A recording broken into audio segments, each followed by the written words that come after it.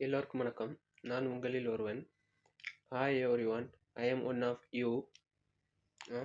ஜப்பானிய அடிப்படை எழுத்துக்களுக்கு உங்களை வரவேற்கிறேன். Welcome to basic Japanese writing. இந்த தொடரில் எப்படி ஜப்பானிய எழுத்துக்களில் தேர்ச்சி அடைகிறது என்கிறத நான் உங்களுக்கு சொல்லித்தர போகிறேன். In this series I am going to teach you how to master the Japanese alphabets. வேகமாகவும் எளிதாகவும் மற்றும் ரொம்ப வேடிக்கையான வழியிலையும் சொல்லித்தரேன். இந்த fastest, easiest and most fun வே. உங்களுக்கு தெரியுமா, ஜப்பானிய எழுத்துக்களில் உண்மையிலேயே 3 வெவ்வேறு ஸ்கிரிப்டை எழுத பயன்படுத்துகிறாங்க. Written Japanese actually uses three different scripts: hiragana, katakana and kanji. அது என்னலான்னா ஹிரகானா, கத்தகானா மற்றும் காஞ்சி. ஹிரகானா என்பது அடிப்படை ஜப்பானிய எழுத்துக்கள். இந்த எழுத்துக்கள் இங்கிலீஷ் எழுத்துக்களுக்கு முரணானவை. இருப்பினும் ஒவ்வொரு எழுத்துக்களும் ஒரு சத்தத்தை குறிக்கிறது. அதனால் எல்லா முறையும் நீங்கள் ஒரு தனிப்பட்ட எழுத்தை பார்க்கும்போது உங்களுக்கே தெரியும், அது எல்லாமே ஒரே ஒலியை கொண்டு ஒரே வழியில் இருக்குங்கிறது. Hiragana is the basic Japanese alphabet, contrary to the English alphabet. However, each character represents one syllable sound, so every time you see one specific character, you know that it will always sound the same way.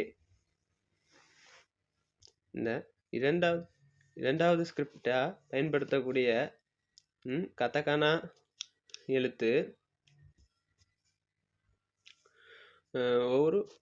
ஒரு கதகானா எழுத்துமே ஒரே எழுத்துக்கள்,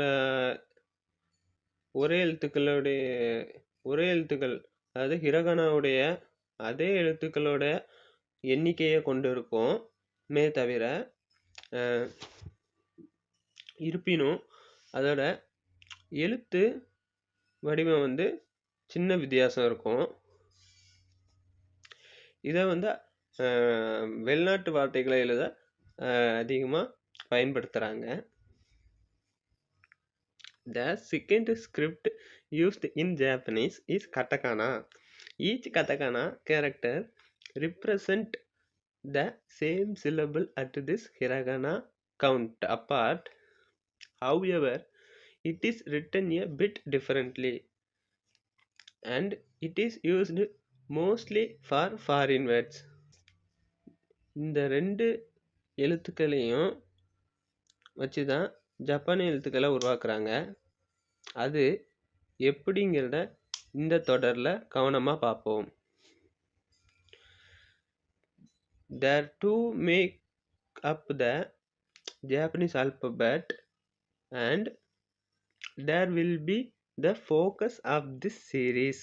சரி, நீங்கள் முதல் 5 ஹிரகானாவை கற்றுக்க ரெடியா? Okay, are you ready to learn first 5 ஹிரகானா? இது ஹிரகானா எழுத்து ஆ. Here we go, this is the hiragana character A. இந்த கதாபாத்திரத்தை ஒரு ஆப்பிளுடன் ஒப்பிட்டு பார்த்து நினைவில் வைத்துக்கொண்டு புரிஞ்சிக்க முடிகிறதான்னு பார்த்துக்கோங்க. Do you remember this character? Try comparing it with an apple. Are you understand? அடுத்த ஹிரகானா எழுத்து இ. Next up is the hiragana letter is E. இந்த கதாபாத்திரத்தை அருகருகே 2 பனிக்கட்டிகள் என்று நினைத்து பாருங்கள். Think of this character as 2 eyes side by side. மூன்றாவது ஹிரகானா U. The third one is the hiragana U. இந்த கதாபாத்திரத்தை ஒரு குத்துச்சண்டை வீரர் அவரது வயிற்றில் ஒரு குத்து வாங்கி அப்படி சத்தமிடுற மாதிரி கற்பனை பண்ணி பாருங்க. அப்படி நினைவு இருக்கா? அப்படி கற்பனை பண்ணா நினைவு இருக்காங்கிற மாதிரி இப்போ செக் பண்ணிக்கோங்க. Do you remember this character? Imagine a boxer are getting punched in the stomach saying இது ஒரு ஹிரகானா எழுத்து A.